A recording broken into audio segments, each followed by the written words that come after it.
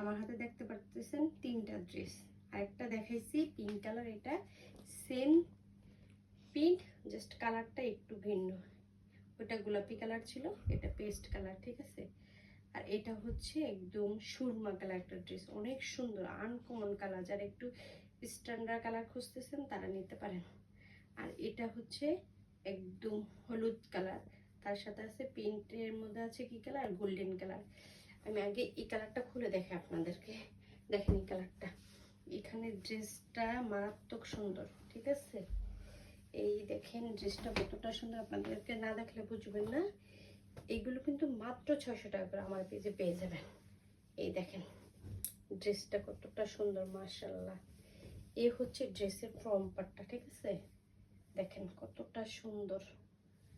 আর এটা হচ্ছে ব্যাক পার্টটা, ঠিক আছে।